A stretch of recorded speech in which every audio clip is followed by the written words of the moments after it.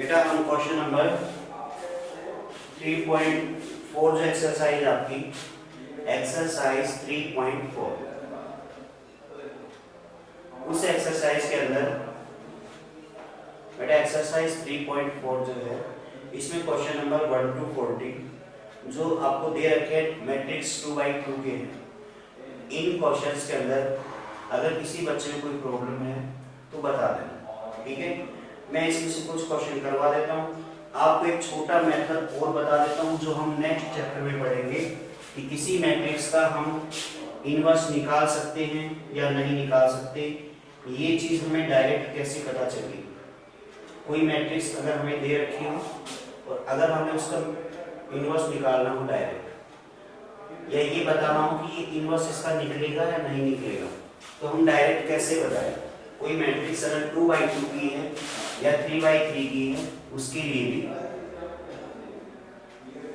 वैसे तो आपने जो मेथड सीखा उसमें ये सीखा बेटा कि जब भी आप आई मैट्रिक्स बनाते हो किसी को तो कोई रो कंप्लीट या कॉलम पूरा का पूरा जीरो हो जाए या उसमें सारे एलिमेंट जीरो हो जाए, उसी केस के अंदर क्या होगा, उसका इनवर्स नहीं निकलेगा, ठीक है।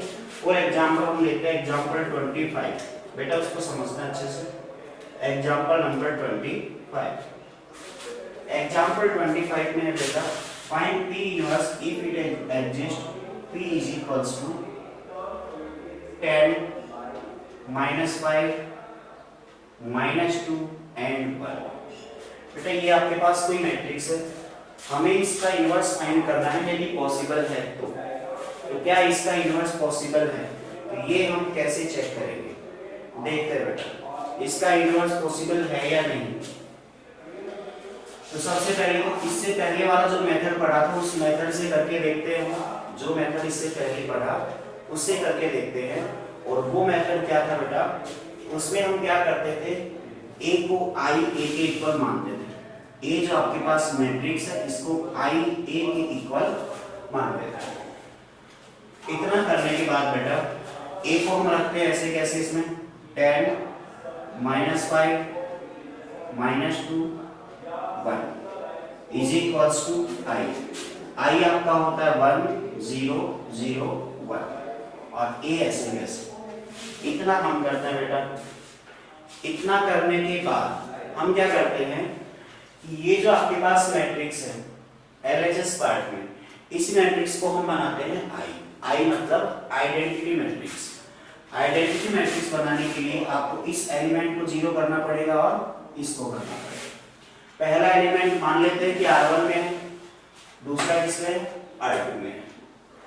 तो बेटा R1 वाले एलिमेंट को अगर आप चेंज करना चाहोगे तो R1 को अगर हम चेंज करें इस पूरी रो को R2 के रेस्पेक्ट में चेंज होगी, तो R1 को हम लिखेंगे R1 + 2R2।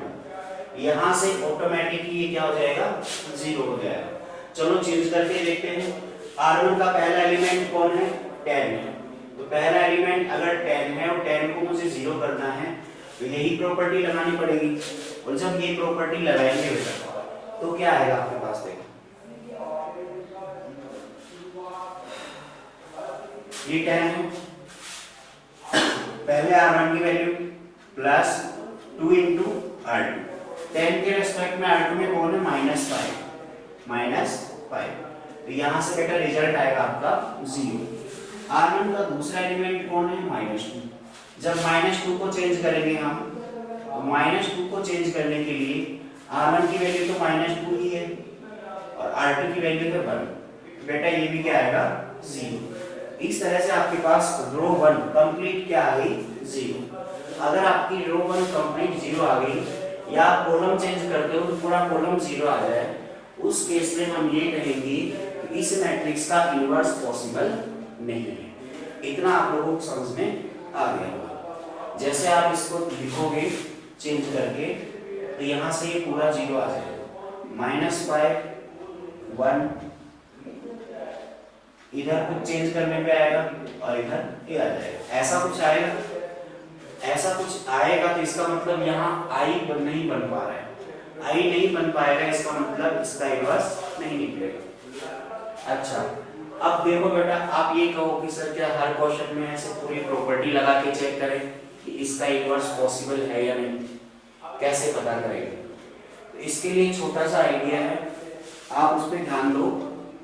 अगर आप उसको अप्लाई करते हो तो आपको क्वेश्चन में देखते ही पता चल जाएगा कि इसका इन्वर्स पॉसिबल है या नहीं है। देखो कैसे पता चलेगा, जैसे ए दिया हुआ है, यहां देखो बेटा,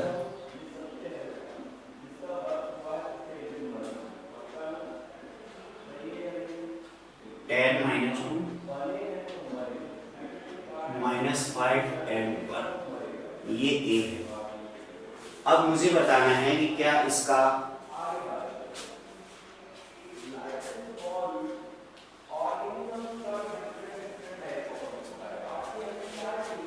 ठीक है, अब मुझे बताना है इसमें कि क्या हम ए का इनवर्स फाइंड कर सकते हैं। तो डायरेक्ट अगर हम इसको चेक करना चाहें तो कैसे चेक करेंगे? देखो, अगर इसका ए इनवर्स निकालना हो तो एक इससे जो आगे चैप्टर है डिटरमिनेंट, उसमें ये मेथड है, तो हम केवल यहाँ चेक करने के लिए उसको यूज कर सकते हैं, कोई प्रॉब्लम नहीं, क्योंकि हमारा टाइम बचेगा और क्वेश्चन भी रॉन्ग नहीं होगा, देख के पता चल जाएगा कि इसका इनवर्स निकलेगा या नहीं निकलेगा। तो यहाँ बेटा देखो ए लिखा है, हम इसका निकालते हैं ए का डिटरमिनेंट। और डिटरमिनेंट कैसे निकालते हैं बेटा?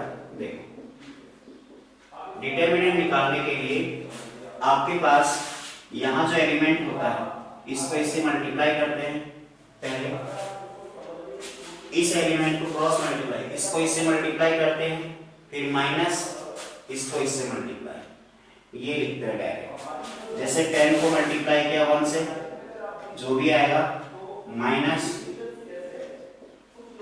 ये निकालता है बेटा डायरेक्ट, ये निकालते हैं। इसकी वैल्यू अगर 0 आती है, इसकी वैल्यू अगर 0 आती है बेटा, तो इसका मतलब, इसकी वैल्यू 0 आती है, इसका मतलब इसका इनवर्स नहीं निकाल सकते। अब ये क्वेश्चन है, हमने इतना बड़ा चेक किया, हम इसमें डायरेक्ट अगर वो लगाना चाहें, ये वाला अगर डायरेक्ट लगाना चाहें तो हम डायरेक्ट बता सकते हैं इसमें कि 10 माइनस 10 इक्वल्स टू 0 हो गया 0। अगर ये 0 हो गया, इसका मतलब क्या हुआ? इसका इनवर्स नहीं निकाल सकते। आप यहाँ से भी तो चेक करके यही बताते हैं, यहाँ से भी चेक करके यही बता रहे हैं कि इसका इनवर्स निकलेगा या नहीं निकलेगा। तो फटाफट इसको नोट कर लो बेटा, फिर हम आगे बढ़ते हैं।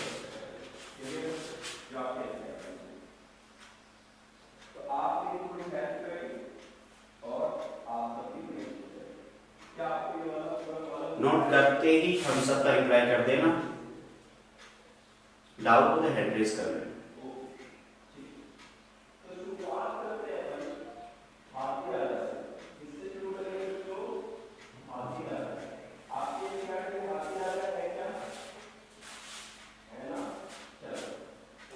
यहाँ तक किसी बच्चे को कोई प्रॉब्लम नहीं, ठीक है बेटा, नोट कर लिया आपने, वेरी गुड। हम आगे बढ़ते हैं इसमें।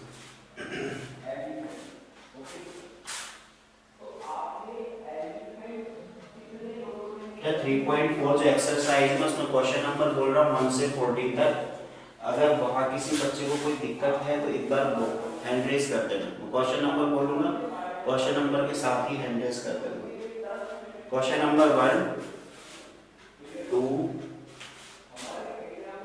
3, 4, 5, 4, क्वेश्चन नंबर 4,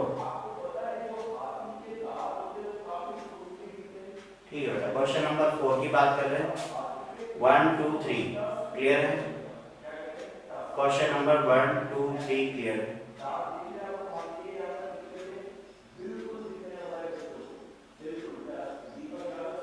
जिन्होंने हैंड रेज कंटिन्यू कर रखा है वो हटा लें, मैं 1, 2, 3 की बात कर रहा हूँ। 1, 2, 3 हटा के अगर क्वेश्चन नंबर 4 में दिक्कत है तो हैंड रेज करो। क्वेश्चन नंबर 4 में किन किन बच्चों को प्रॉब्लम है? ठीक है बेटा, अंजलि, मीना, कविता, आप सबको क्वेश्चन नंबर 4 में दिक्कत है बेटा। इसमें क्या पूछा है करवाते हैं।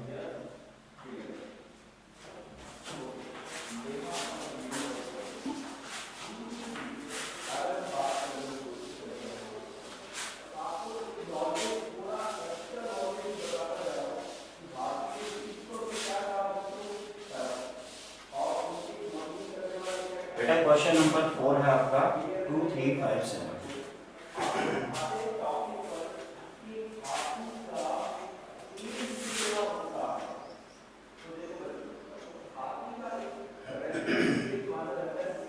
ये है आपके पास कोई मैट्रिक्स है क्वेश्चन नंबर 4 में। देखो बेटा क्वेश्चन नंबर 4 जो है आपके पास, इसके अंदर हमें क्या करना है, वही इनवर्स फाइंड करना है। इनवर्स कैसे फाइंड करेंगे, इसमें बोला using elementary transformation find the inverse of each of the matrix if it exist. अगर ये एग्जिस्ट करता है तो ये एग्जिस्ट करता है कि नहीं करता, हम कैसे पता करेंगे बेटा इसमें? अब डायरेक्ट पता कर सकते हो ना, मैंने बताया अभी। अब डायरेक्ट बता सकते हो कि ये इसमें इनवर्स एग्जिस्ट करता है या नहीं करता। तो इसके लिए हम चेक करें 7 टू 14, 14 माइनस 15, 14 माइनस 15 कितना है बेटा? -1 आ गया ना, 0 तो नहीं आया, 0 आएगा तो एग्जिस्ट नहीं करेगा। अब हम इसमें देखते हैं बेटा, देखो इसको मान लेते हैं a and a is equals to IA करने के बाद ये आ गया 2 5 3 7 इक्वल्स टू 1 0 0 1। यहाँ आ जाएगा बेटा a। अब हमें क्या करना है बेटा, इसमें हमें इस 3 को 0 करना और 5 को 0 करना है। इसके लिए अगर हम प्रोसेस बनाए तो पहला तो फॉर्मूला बनेगा, रो के लिए बनाता हूं मैं, देखो R1 और R2। जब मैं R1 को चेंज करूंगा, R1 इसके लिए बनेगी, R1 टेंड्स टू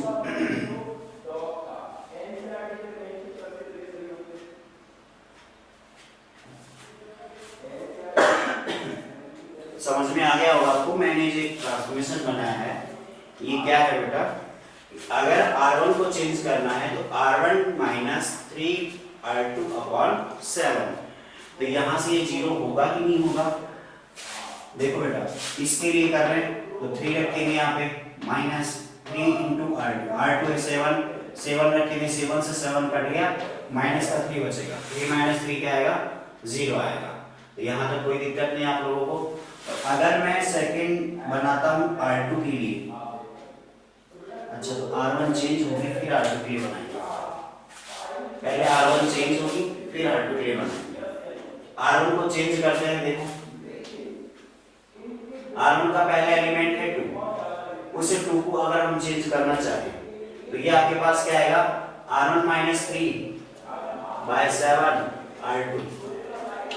तो ये बेटा आपके पास आ गया 2 माइनस 15/7, 2 माइनस 15/7। तो इसका रिजल्ट आएगा -1/7। इतना आपको आ गया। इसके बाद बेटा आगे हम इसमें देखें, दूसरा एलिमेंट है आपका 3, और 3 को जब हम चेंज करेंगे तो 3 माइनस 3/7 इंटू 7, और ये आपका क्या आ जाएगा 0। दोनों के दोनों एलिमेंट हमने चेंज कर लिए। यहाँ से आगे जो रिजल्ट आएगा आपका वो आएगा बेटा, ये LHS के हैं दोनों, RHS के भी करना चाहें RHS में एक तो 1 है, 1 को भी कर लेते हैं, 1 को चेंज करेंगे तो क्या आएगा बेटा, R1 में तो 1 है, माइनस 3/7 R2, R2 में है 0, इसका मतलब ये कितना आएगा 1 आएगा। और कौन बच गया R1 में, 0 बच गया।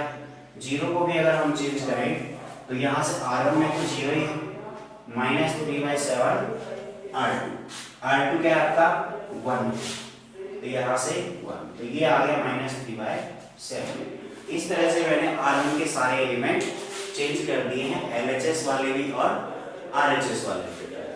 अब देखो ध्यान से, A को हम लिखे तो ये आपकी R1 तो चेंज हो गई है, R1 जो चेंज हुई है वो है बेटा 2 और 3 की जगह रखिए -1/7, फिर है 0, फिर आपका 1, फिर है -3/7, और R2 है वो अभी तक ऐसे ही है 5 7, नेक्स्ट है बेटा आपका 0 1। इसके बाद हम इसमें क्या करते हैं बेटा, दूसरा एलिमेंट कौन सा 0 करेंगे, दूसरा एलिमेंट है आपका 5, दूसरा एलिमेंट कौन है 5। दूसरा एलिमेंट 5 को अगर 0 करना है तो कैसे करेंगे बेटा? आपको शायद यहाँ प्रॉब्लम आई होगी 5 को 0 कैसे करेंगे, यही प्रॉब्लम आई है जिन बच्चों को प्रॉब्लम आई है, क्या यही आई है क्या 5 को 0 कैसे करेंगे, यही आई है? ठीक है, देखो बेटा कैसे करेंगे।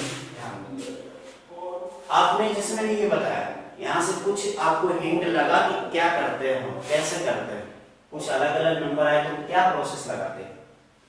देखो ध्यान से समझना, इसी में समझना, वो अपने आप कर लोगे आप। जिसको चेंज करना है और जिसके रेस्पेक्ट में करना है, जिसको चेंज करना है जिसके रेस्पेक्ट में करना है, आप डायरेक्ट लिखो। मुझे R1 को चेंज करना था यहाँ R2 के रेस्पेक्ट में, मैंने क्या लिखा R1 माइनस R2 लिख दिया। इतना यहाँ तक किसी को दिक्कत नहीं है, किसी बच्चे को दिक्कत नहीं है। फिर आपको R2 के साथ क्या लगाना है, R2 के साथ लगाना है ऊपर R1 वाला एलिमेंट जिसको चेंज करते हो, नीचे R2 वाला एलिमेंट जिसके रेस्पेक्ट में चेंज होता है। जैसे मान लो कि किसी भी रो को आप चेंज करते हो, अगर मैं रो 1 को चेंज करता हूं, ध्यान देना, जिस एलिमेंट की बात करें R2 के लिए लिख देता हूं, R1 का भी लिख देता हूं, R2 का भी लिख देता हूं, दोनों समझ लेना, ठीक है। अगर मैं R1 को चेंज करता हूं तो R1 माइनस R2 तो रहेगा ही रहेगा, फिर यहां रहेगा element of R1 upon element of R2, ये रहेगा आपका फॉर्मूला। आया सबको समझ में? बेसिक सा फॉर्मूला है, कोई चेंज नहीं है इसमें। किसी भी रो के लिए लगाओ आप, किसी भी कॉलम के लिए लगाओ, बिल्कुल सिंपल है। जिसको जिसके रेस्पेक्ट में चेंज करते हैं ऐसे कैसे लगा, कॉलम है तो कॉलम हटा के सी लिख दो, बाकी पूरा चेंज ऐसे कैसे रहेगा। अब यहाँ R2 के लिए अगर आप बनाओगे तो R2 का क्या बनेगा R2 माइनस R1, फिर ऊपर किसका एलिमेंट आएगा जिसको आपने पहले लिखा है, ऊपर किसका एलिमेंट आएगा जिसको पहले लिखा है, जिस एलिमेंट को आपको चेंज करना है, element of R2 element of R1। आगे बेटा बिल्कुल आसान फॉर्मूला है, कुछ भी नहीं करना नया, ना आपको दिमाग लगाना है, ना कैलकुलेशन चेक करनी है कि जीरो आएगा कि नहीं आएगा, 100% जीरो ही आएगा, ठीक है। बहुत शानदार ट्रिक है, ध्यान रखना, इसमें आपको कंफ्यूज होने की कोई जरूरत नहीं है। अब देखो जैसे मुझे यहाँ फॉर्मूला बनाना है, किसको चेंज करना है 5 को करना है, किसमें है ये R2 में है। देखो बनाता हूँ, R दिख रहा है आपको, यहाँ तक दिख रहा है, इसके नीचे बेटा दिख रहा है, गर्दन हिलती होगी, ये दिख रहा है, तो मैं ये हटा सकता हूँ पहले वाला एलिमेंट, इनको रख कर दूं, या यहाँ तो हो ही गया होगा। देखो बेटा अब मुझे R2 को चेंज करके फॉर्मूला को यूज करना है कि क्या आपके पास ऑपरेशन बनेगा, एलिमेंट्री ट्रांसफॉर्मेशन क्या बनेगा। तो मैं बनाना चाहता हूँ R2 tends to R2 minus R1। यहाँ तक मुझे कोई दिक्कत नहीं है, नहीं आई कोई दिक्कत, बिल्कुल फॉर्मूला ऐसे कैसे लगाया, R2 को चेंज करना है, R1 के रेस्पेक्ट में करना है, हमने कर लिया ऐसे कैसे, ठीक है। अब हमें क्या करना है बेटा, इसमें देखो हमें इसमें क्या लिखना है, element of R2, element of R2 जिसको आप चेंज कर रहे हो, जिसको आप चेंज कर रहे हो वो एलिमेंट लिखना है। यहां क्या आएगा 5 अपॉन जिसके रेस्पेक्ट में चेंज कर रहे हो वो एलिमेंट, R1 के रेस्पेक्ट में कर रहे हो 5 को करेंगे तो R1 के रेस्पेक्ट में -1/7 आएगा, तो -1/7 आएगा, तो यहां लिख दे -1/7। तो बेटा ये 7 ऊपर जाएगा और 7 ऊपर जाएगा तो R2 tends to R2 minus minus minus plus हो गया, 7 ऊपर आ गया 35 R1। यहां तक आया आप लोगों को समझ में? अब आप इसमें चेंज करके देखो होगा कि नहीं होगा। R2 की वैल्यू 5 रखो, 5 रखते हैं 5, देखो मुझे चेंज करना है 5 को, यहां तक दिख रहा होगा आप लोगों को, यहां तक तो दिख रहा होगा ना, दिख रहा है बेटा? नहीं दिख रहा, कुछ ही नहीं दिख रहा, कुछ दिख भी रहा है कि नहीं? इसको भी रफ कर दूं, फिर इसको रफ कर दूं क्या मैं, या आपको नोट करना है? ठीक है, आप लोगों ने कर लिया होगा इसको, वेरी गुड। केवल समझना है नोट क्या करना है इसमें, कि हम जहां अटक जाए तो फॉर्मूला कैसे लगाएंगे, बस ये समझना आपको, दोनों फॉर्मूले कैसे लगाएंगे, बाकी तो आप कर लोगे, इंटेलिजेंट बच्चे ना, कर लो, कोई दिक्कत नहीं। देखो मुझे किसको चेंज करना है, प्रॉपर्टी मैंने बनाई है यहां से कैलकुलेट करके कि R2 tends to R2 plus 35 R1, ये बना माइनस R2 प्लस बन गया, कोई दिक्कत नहीं है। अब बेटा यहां से वैल्यू रखते हैं, 5 को चेंज करना है, R2 ऐसे कैसे, मतलब 5 ऐसे कैसे, 35 ऐसे कैसे, R1 की जगह रखना है -1/7। अब बताओ क्या जीरो नहीं आएगा, यहां से ये कटेगा, इससे तो 5 आएगा, वो -5 हो गया, आएगा जीरो बेटा, 100% आएगा।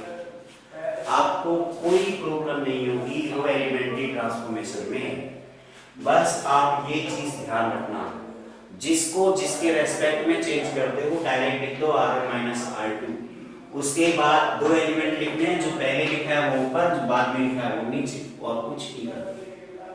आ गया समझ में, बेसिक सी चीज है, किसी बच्चे को कोई डाउट नहीं होना चाहिए। आप फटाफट इसको नोट कर लो और अप्लाई करें हम सब करके, फिर हम आगे बढ़ते हैं, फिर एक 3/3 का और देखते हैं।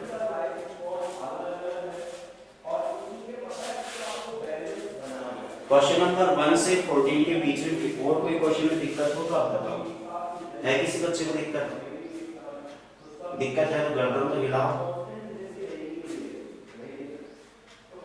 नहीं है, हिम्मत सिंह को कोई दिक्कत नहीं है, 1 से लेकर 14।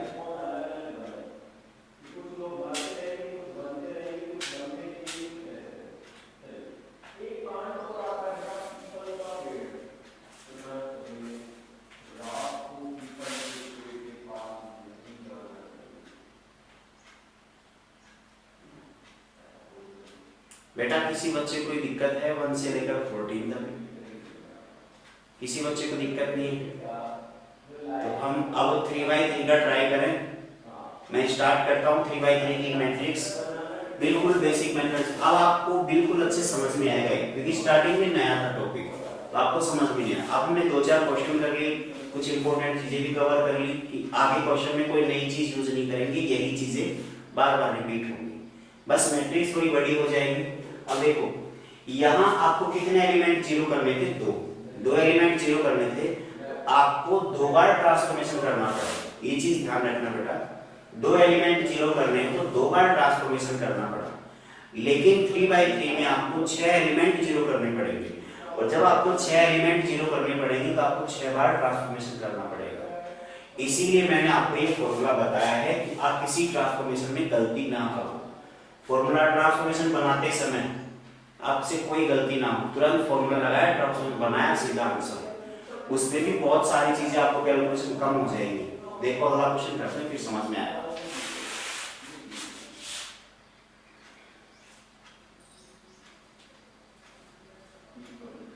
एग्जाम्पल बचा है बेटा 24 ऐसा है, एग्जाम्पल है बेटा 24, देखते हैं बेटा।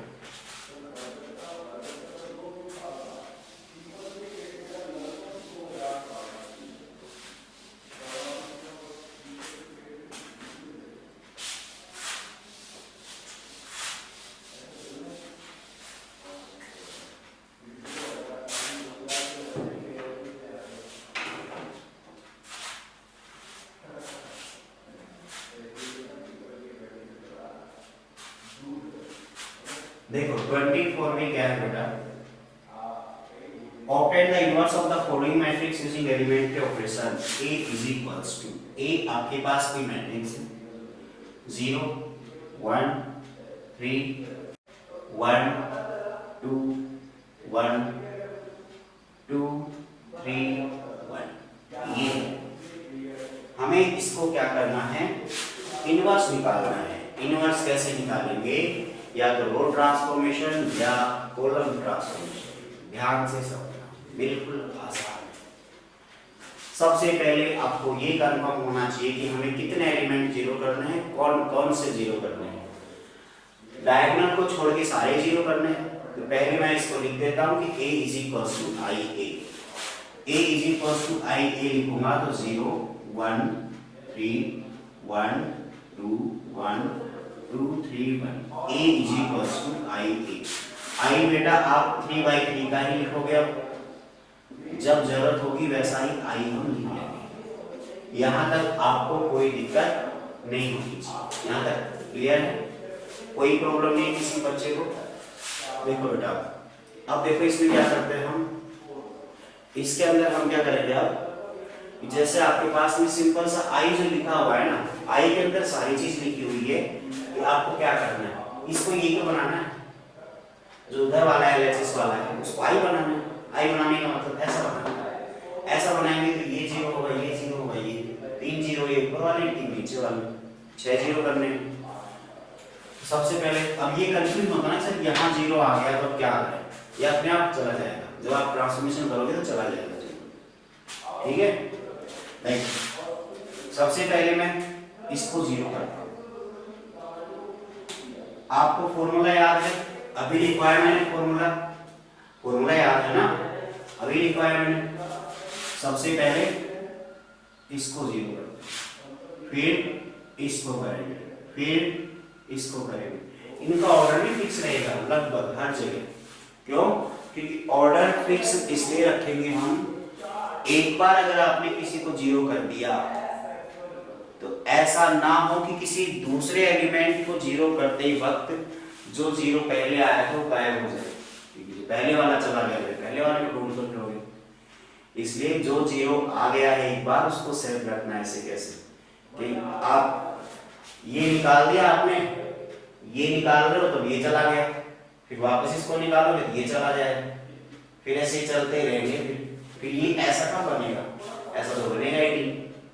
इसलिए इनका ऑर्डर फिक्स है, उसी ऑर्डर में आप करोगे तो आपको दोबारा मेहनत नहीं करनी पड़ेगी। ठीक है, देखो मैं पहले 1 को निकालता हूँ। 1 को निकालते हैं, कैसे निकालेंगे, ये 1 R1 में है, 1 को 0 करना है मुझे अभी, और 1 को 0 करना है तो 2 की रेस्पेक्ट में करेंगे।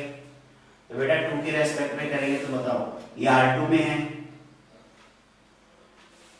आपको तो केवल और केवल ट्रांसफॉर्मेशन बताना है क्या बनेगा। अब देखो मैं बना रहा हूँ सीधा फॉर्मूले से। हमें R1 को चेंज करना है तो R1 को चेंज करेंगे तो R1 माइनस R2 ही लिखेंगे, ऊपर R1 का एलिमेंट नीचे R2 का एलिमेंट। यही तो होगा, यही तो है फॉर्मूला आपका। R1 को चेंज करते हो R2 के रेस्पेक्ट में तो R1 माइनस R2, ऊपर R1 का एलिमेंट नीचे R2 का एलिमेंट। R1 में कौन है 1, R2 में कौन है 2। आ गया, कुछ भी नहीं सोचना ना चेक करके देखना, आपको बिल्कुल सही है। आ गया समझ में। अब हमें 0 को चेंज करना है तो 0 को जब आप चेंज करेंगे तो क्या आएगा 0 माइनस 1। अब देखो इससे क्या है कि आपकी स्पीड बढ़ जाएगी सीधा। कैसे, आपको ये ऐसे कैसे लिखना है 0 माइनस 1 और फिर 0/1, ये तो लिखना है। एलिमेंट तो वही 0 माइनस 1 लिखा, फिर क्या आएगा आपके पास में 0/1 आ गया, तो ये 0 ही रहेगा। इतना है आपको समझ में। फिर जैसे मुझे 1 को चेंज करना है तो मैं कुछ भी नहीं करूँ ना कुछ देखना है, 1 को चेंज करना है 1 माइनस 2 इंटू 1/2, यही तो हुआ 1 माइनस 2 इंटू 1/2 हो गया 0। थर्ड ये है तो 2 माइनस 3 इंटू 2/3, सॉरी गलत कर दिया थोड़ा सा, ये वाला तो कांस्टेंट रहेगा, ये थोड़ा सा जो उसमें कांस्टेंट है वो सेम ही रहेगा बेटा। सॉरी ये आपने बनाया, बस ये एलिमेंट कितने कांस्टेंट्स ऐसे कैसे चले गए जो आपने कोफिशिएंट निकाला है। यहां तक आ गया। इसके बाद थर्ड वाला एलिमेंट कौन है आपका 2 है, तो 2 को चेंज करेंगे तो 2 माइनस 3 और ऐसे कैसे 1/2, तो 2 में से 3/2 माइनस करेंगे तो 1/2 आ जाएगा। तो जिस एलिमेंट को 0 करना था वो 0 हो गया। अब इसमें आप जैसे कि 3 लाइन एलिमेंट, आप इसमें 2 लाइन करके काम चला सकते हो।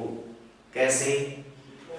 जिसके लिए आपने ये बनाया है, जिस एलिमेंट के लिए आपने ये बनाया है, उस एलिमेंट के लिए कैलकुलेशन करने की कोई जरूरत नहीं, क्योंकि वो एलिमेंट 0 होगा ही होगा, क्योंकि उसके लिए तो हमने बनाया ही है। अरे जिसके लिए बनाया वो तो होगा ही होगा। अब जिसके लिए बनाया वो ही नहीं होगा तो फिर क्यों कर रहे थे? आया समझ में? तो जिस एलिमेंट के लिए हमने ट्रांसफॉर्मेशन बनाया है वो तो आपका 0 होगा ही होगा, तो वो एलिमेंट 0 होगा। उसके अलावा जो बच गए 2 एलिमेंट उनके लिए करते जाओ, तो हर बार 2 ही करने पड़ेंगे बस। आया समझ में? अब देखो इधर भी देखो, इधर सबके लिए करना है।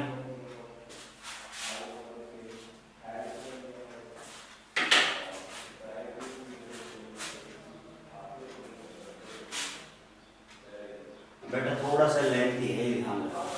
अब जैसे कि मैंने एक ट्रांसफॉर्मेशन बनाया ना, एक एलिमेंट को 0 किया तो R1 पूरी ही चेंज होगी, फिर R1 पूरी चेंज होगी, तो पूरी चेंज होगी तो इसका ये एलिमेंट भी बदलेगा 1, फिर कौन सा आएगा? 1 को चेंज करेंगे तो 1 माइनस 0, 1/2, फिर 0 को चेंज करेंगे 0 माइनस 1, 1/2। नहीं दिख रहा? दिख रहा होगा, एक और दिख जाएगा, दिख जाएगा यहाँ तक। फिर 0 है, 0 माइनस 0, यहाँ तक आ गया। तो जो आपके पास चेंज आएगा वो मैट्रिक्स आ गई बेटा -1/2, फिर 0, फिर 1/2। यहाँ तक आ गया, कोई दिक्कत नहीं, केवल एक एलिमेंट 0 करना था, वो हो गया हमारा। फिर इसके बाद में सेकेंड रो कैसे कैसे रहेगी? थर्ड रो क्या आएगी आपके पास? 3, 1, 1। फिर इसके बाद इसमें आपके पास बचते 1, -1/2 एंड 0, फिर 0, 1, 0 और 0, 0, ये आ गया A। इतना आप लोगों को आ गया समझ में? यहाँ तक कोई दिक्कत नहीं, फॉर्मूला लगाया सीधा समझ में। क्वेश्चन बढ़ा है तो कोई दिक्कत नहीं, बस फॉर्मूला बार बार यूज करना है। अब बेटा इसमें आ जाओ सेकंड वाले एलिमेंट की तरफ। सेकंड वाले एलिमेंट को अगर हम चेंज करेंगे इसमें तो क्या आएगा? देखो सेकंड वाला एलिमेंट कौन है आपका? 1/2। तो जब 1/2 को चेंज करेंगे तो क्या आएगा? देख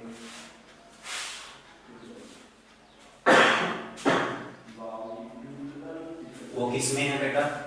R2 में है, R1 में, R1 माइनस R2, ये आ गया R1 माइनस R2। आप नोट कर लो इसको बेटा, फिर करते हैं, उधर करेंगे आराम से।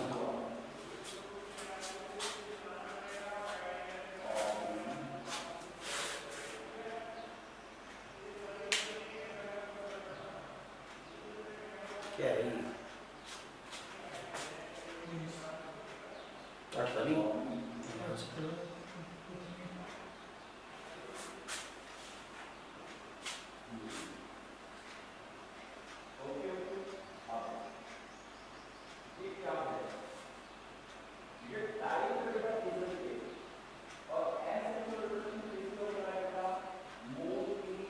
राइट हैंड के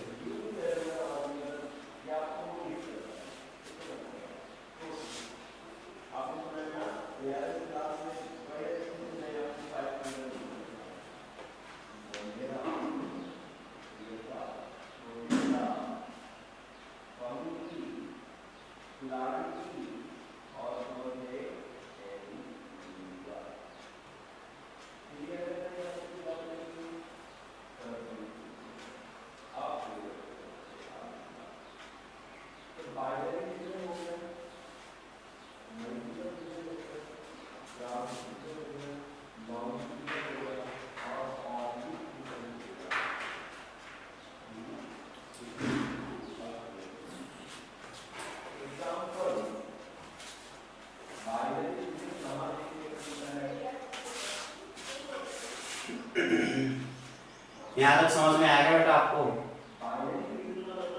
और 2/2 की किसी मैट्रिक्स में कोई प्रॉब्लम आई है किसी बच्चे को 2/2 की जो मैट्रिक्स होंगी करनी है, नहीं है किसी बच्चे को कोई प्रॉब्लम?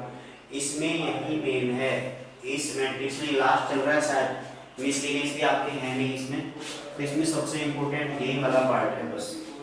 2/2 की मैट्रिक्स है और 3/3 के तो कुछ क्वेश्चंस आपके होगी बस, इसके बाद ये मिसलिनियस है इसमें। Very good.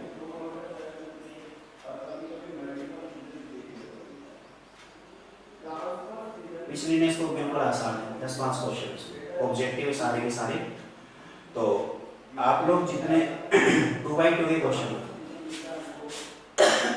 होमवर्क करना है, सुन लो। मिसलिनियस के अंदर आपको क्वेश्चन 1 2 3 तो आप नहीं कर पाओगे।